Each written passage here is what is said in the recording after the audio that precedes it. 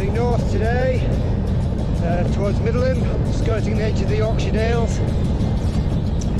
It's a bit misty at the minute, but I think there's a chance the sun might break through a bit later on. It's mid-February and the daffodils are out.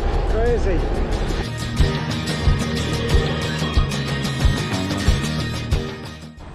So I've just stopped outside Ripon Minster, just travelling through Ripon on my way. I think it's the smallest city in England, or one of the smallest at any rate.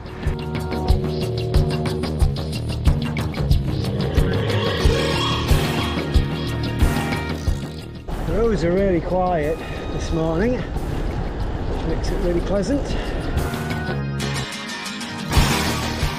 I'm standing in the middle of one of three henges here at Thornborough in North Yorkshire, a Neolithic site. You can see the size of it. I just pan all the way around. So this one is the central one of three, just to the north. There's that clump of trees in the distance. That's the northern one, and there's another one to the further south. The henges were built around the same time as Stonehenge, and the three of them are laid out with avenues running between them, obviously for ceremonial purposes. The henges are slightly dog-legged. Some people think they're laid out to match the stars on Orion's belt. Very quiet place today. Seems to be just a place where people come to walk their dogs. The sun's just trying to break through the clouds there, giving it quite a mystical aura, considering where we are. I think they're probably best appreciated from the air, but I haven't got my drone with me today, so we're not going to be able to see that, unfortunately. Done a bit of climbing, so up into the mist at the tops here.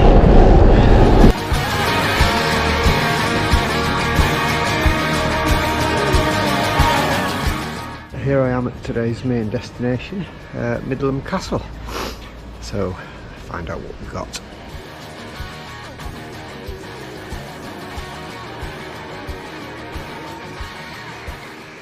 You can see the outer walls of defence, the outer towers.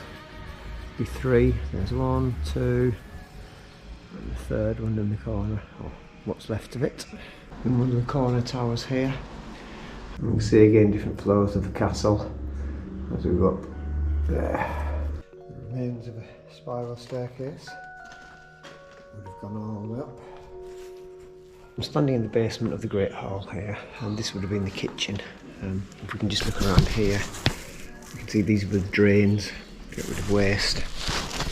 And if we just walk down this end, at this end here, this is where all the food would be prepared. The Great Hall was actually up above, on the floor above. We've got a well in this corner. Oh, there's water in it. And then if we go through here, into the room next door, this is where the buttery would have been, so barrels of wine, butter, and it's a very similar sized room, as we can see. Just going up this very modern and very wide spiral staircase. Here I am, standing on the level of the Great Hall, with the pantry and the buttery beneath me. So this is where castle owners and the guests would have eaten. Incidentally, there would have been quite a lot of table manners. Servants would have brought the food up, they played music between courses. You weren't allowed to put your elbows on the table, and you weren't raucous behaviour was not allowed. So it's quite civilised and quite similar to today, really. Well, for most people at any rate. I'm on the second floor of the Great Tower, and behind me, out here, unfortunately because of the misty day, but over there, was the original Motte and Bailey Castle from the 11th century. You can just about see the earthworks of the old Motte and Bailey Castle up there.